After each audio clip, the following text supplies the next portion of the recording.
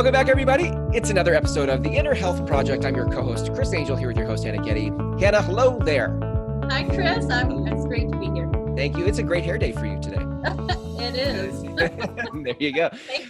Yes. Hey, I know a little bit about what's coming today. I think I'm excited because I hope that you geek out a little bit today on sciencey stuff and how the body works, because I'm super interested in that. And I think most of us don't want to commit to like all the schooling that you had to go through, but we are interested in some ways of how our body is connected and what's causing us to feel healthy or unhealthy. So right. Hit me with the, like you said, so the topic is your breathing making you unhealthy? So tell me about that, because I've read a lot of stuff and most of the time breathing doesn't have much to do with my unhealthiness. Right. Well, so how the body is all connected, right? So when you don't breathe properly, that can cause a cascading effect to the other muscles around it. So I'll just explain how your breath works here real quickly. I love it. So there's about 9 muscles really responsible for respiration. Wow. And your diaphragm is the biggest one, the powerhouse of them all. So your diaphragm sits just below your lungs. And when you breathe in, it'll move down and it expands the lungs for you. So the air can flow in really easily.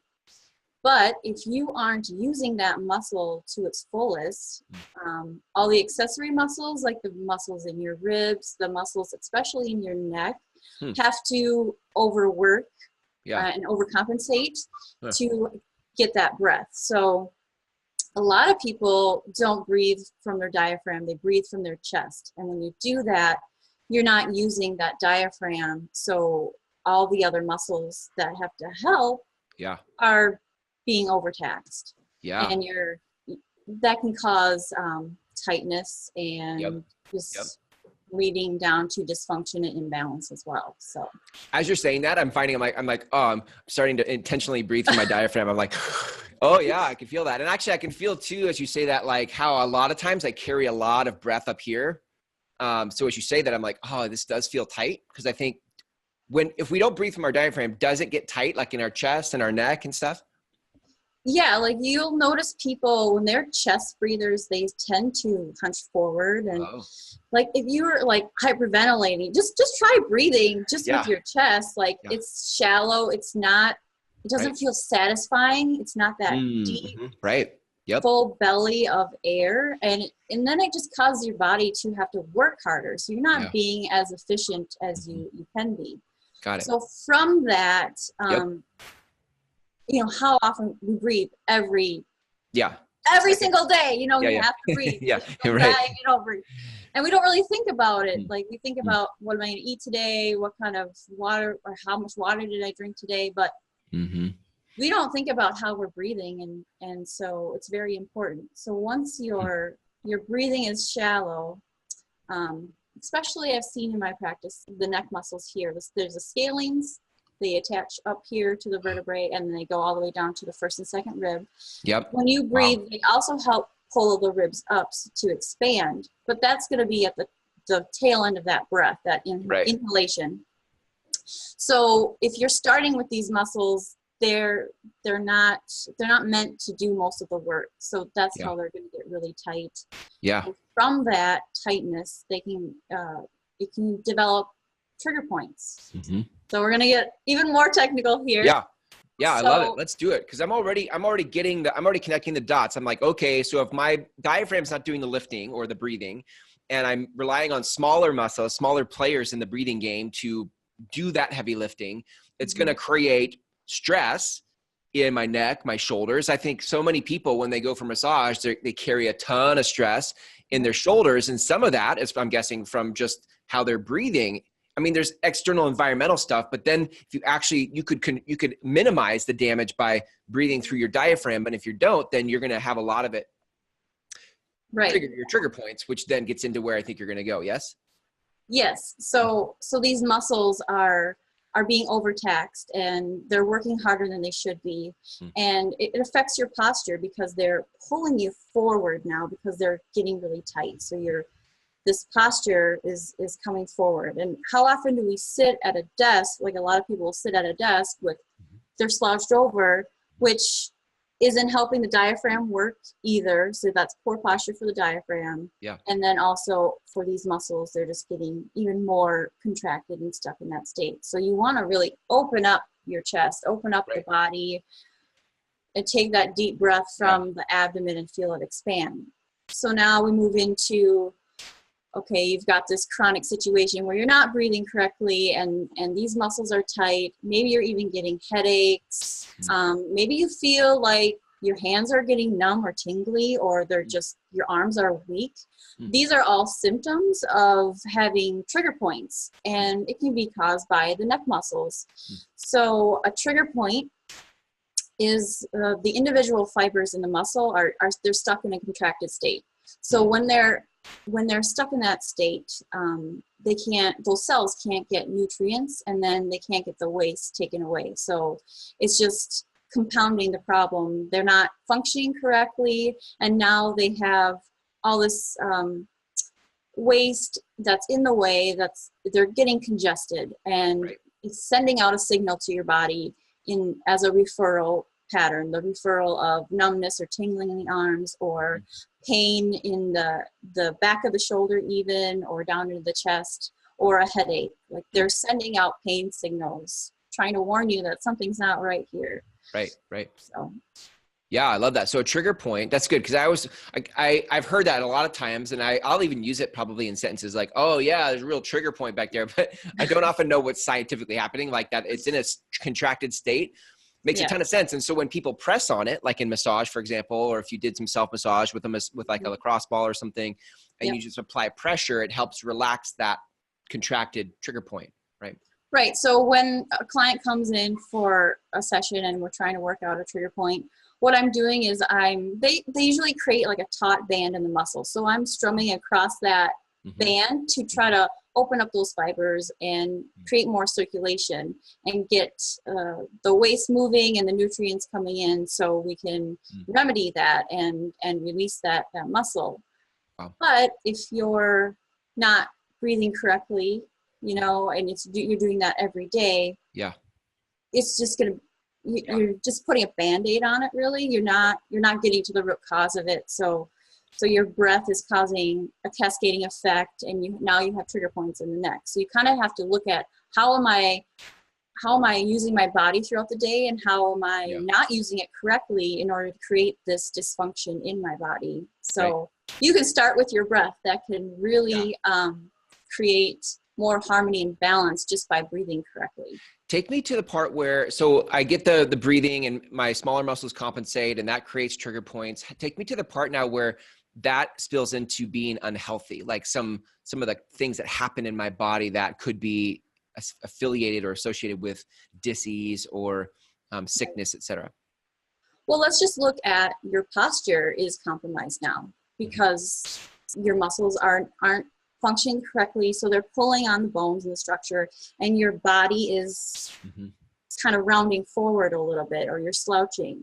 And just think about how that presents to the world. That what are you communicating when somebody's standing tall and they're breathing correctly, and it's like they're grounded, and they're presenting themselves to the world and saying, hey, I'm here, I'm in my space, I'm not shying away from anything.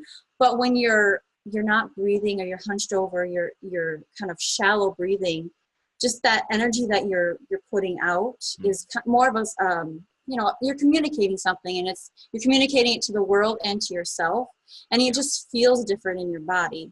Yeah. So you could say that's more on an emotional or energetic level. That's what's happening.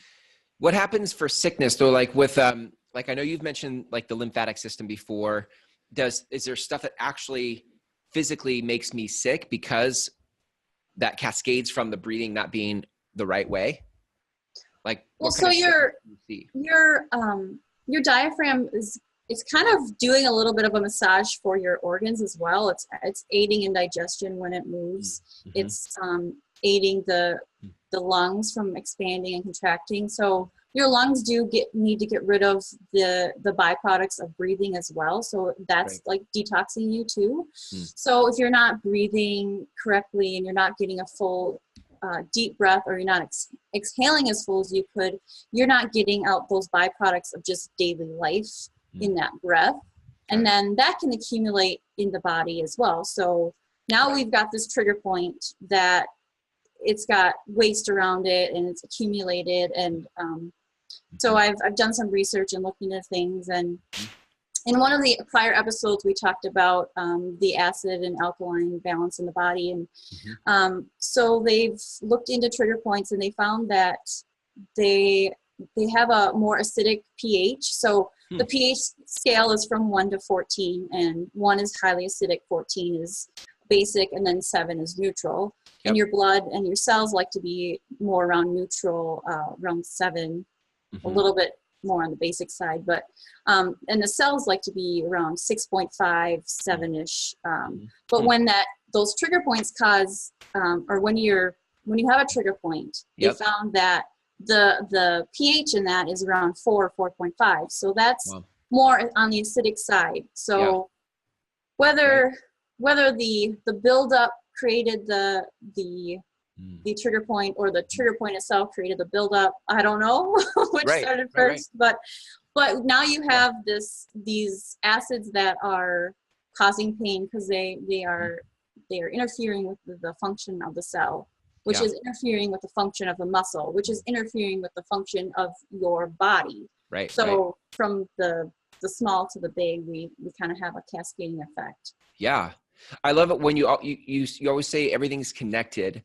And I love, like, I think, your kidneys and your liver are a purification system in your body. And so you're overtaxing the purification system of your body if you're acidic, or your body's trying to move, or it's not releasing the stuff. It's holding it in these trigger points, and you can't release it. Then you can't purify it out of your system because it's not releasing. Like, there's a lot of things that then start to spill over into the actual diseases in the body, the problems that happen in our bodies physically. Because we're not giving our body a chance to do what it's meant to do. Yeah, and I can go in and I can release those trigger points. We can massage them out, and you'll feel great. But if your body's unable to get rid of that waste product, those toxins, those acids, if your body can't get rid of it, now we have a weak point in the body, and it's just, that's where you're going to feel it first. Right. Yeah. Right. So muscular disease is what you're feeling. I mean, And that can lead to organ disease or bone disease, like a lot, mind disease. There's a lot of spillovers. There's a lot of cascading that happens. You know what's funny? Not funny. It's not funny at all. But it's it's a saying. You know what's funny? I've done things like colonics before, right? Where you're actually just getting your colon flushed, which is not a pleasant experience. But that's kind of trying to get rid of impurities. But I can't think of I don't know of a more pleasurable way to help your body feel good than a massage. Like a massage, on a scale 1 to 100, like a massage is 100 times better than like a colonic experience, right? So. Right. So I'm like, choose your own adventure. You guys can wait until you just have tar in your colon, and your body's so impure that you've got to do some really extreme measures, or you could go get a massage once a week, right? Or a couple times a week from somebody like Hannah. And that's way more pleasurable. And you're serving, I think people think massage is like this luxury thing. And I think the more that we awaken as people, we start to realize things like massage are preventative, they're healing, and they're things that aren't just luxuries for when you want to pamper yourself. They're a part of operating at your highest level, Right. But let's also add in the nutrition part of helping your body heal, because massage is one way of helping, but if your body's not functioning correctly and it's not getting rid of, if the lymphatic system isn't moving and it's not getting rid of those toxins and that waste, we're just kind of putting a Band-Aid on things. We're not really helping the body get those toxins out. So I would say not eating processed foods is going to help you detox, help that lymph system, staying away from things that are more, that causes acidity in the body, which is dairy, meat, grains. and eating more alkalizing foods. Wait, what was the last thing you said? Dairy, meat, and what? Grains. Oh, I thought you said brains. Dairy, meat, and brains. For all of you big brain eaters, you need to stop. You need to reduce your brain intake. Zombies out there. Quit taking in so many brains. Sorry, back to you. Yeah, so you want to be eating more alkalizing foods. Like fruit is the top. That's going to help really your lymphatic system detox. But vegetables as well are good sources too. Awesome. So yeah, okay, good. Love it. I love it. So let's wrap this with I'm a listener. I'm listening to this and I'm thinking, man, I don't breathe enough. But like, how do I monitor? Like, give me something to do that can start to change my behavior with my breathing, because I can't watch every breath every day. That feels like too overwhelming to try to, how do I make change in my breathing? Right. So you could use this as kind of a mini little meditation, but I would say find a comfortable place and lay down on your back and put your hands on your abdomen, and then breathe deeply into your hands, and then count the seconds that you're breathing. And then you kind of follow the breath from the abdomen, and then it rolls up into your chest, and then your chest expands. And then it's kind of like a little wave. It's just going from the bottom up. And then exhaling, let yourself exhale fully, and also count that breath and how long it's exhaling.